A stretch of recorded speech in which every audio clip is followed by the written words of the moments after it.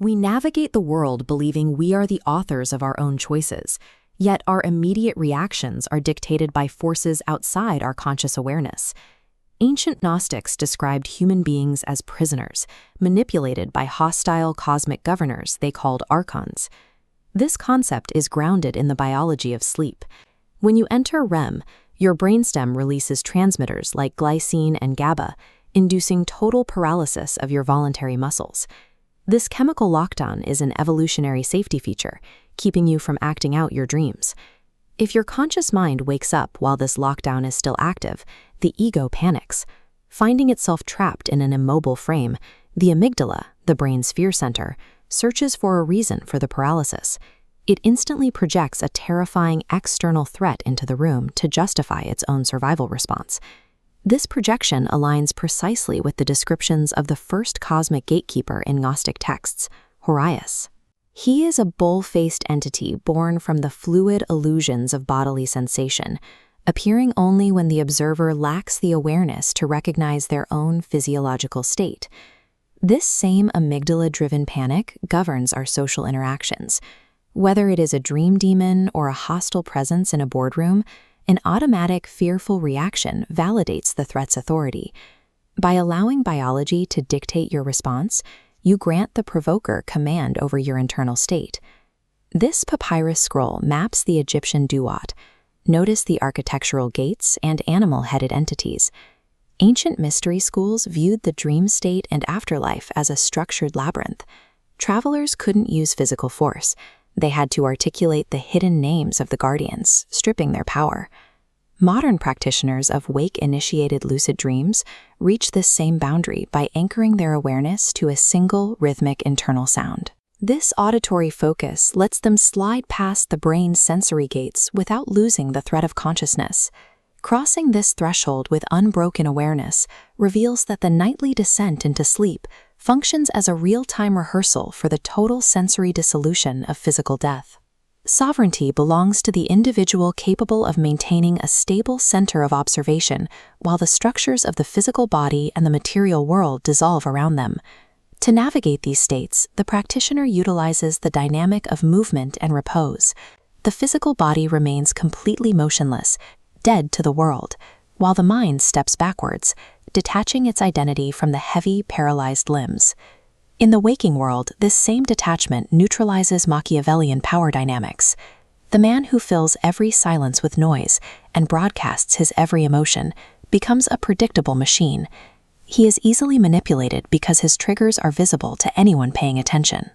The Stoics recognized that internal self-command is the foundation for any external advantage.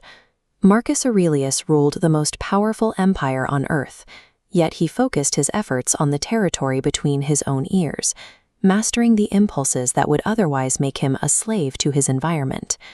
A social manipulator and an astral projection both feed on your reaction. Offering them a cold, composed silence starves them of leverage. Without your panic to work with, their tactics fail to gain a foothold. Strategic silence acts as an impenetrable shield. It is the sound of a man who does not need to convince anyone of his worth, systematically disarming those who rely on provocation to exert control. William James described a strategy of acting as if one already possesses a desired trait. He argued that adopting the physical posture and habits of a confident man eventually manifests that state within the practitioner's neurochemistry. Projecting unshakable authority triggers a shift in how others perceive and react to you. This restraint becomes a kind of gravity that pulls the room toward your center, rather than forcing you to chase the approval of the crowd. The Gnostic survival blueprint follows a similar logic. When intercepted by an archon, the soul does not plead for mercy. It delivers a verbal protocol declaring its pre-existent divine origin. This assertion of identity exploits a structural vulnerability in the guardian's authority, rendering it paralyzed. The Tibetan Bardo Thodol charts a parallel trial. A practitioner facing these multi-headed, fiery deities is warned that these monsters are not external threats. They are the radiant yet terrifying play of the soul's own unpurified mind.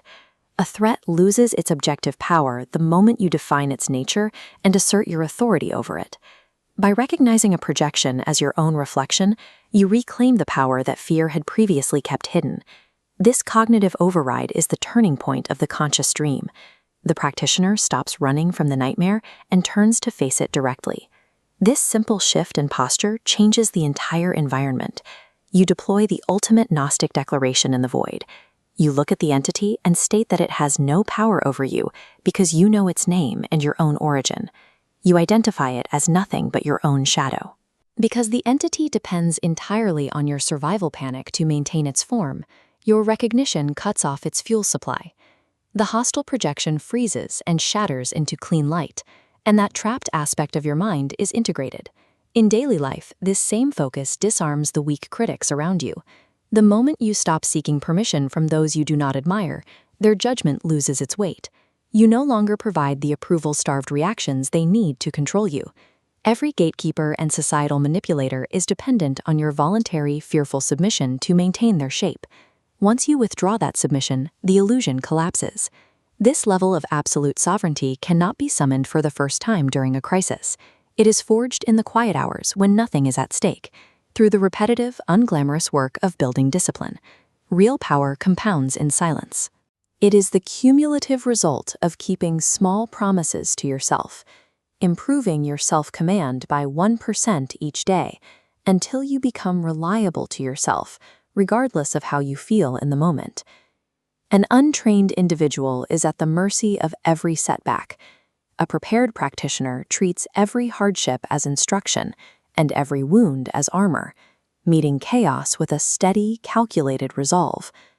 True freedom is the power to command yourself. By mastering your internal state, you become an untouchable force that the world eventually learns to respect. You no longer react to the environment adjusts to you.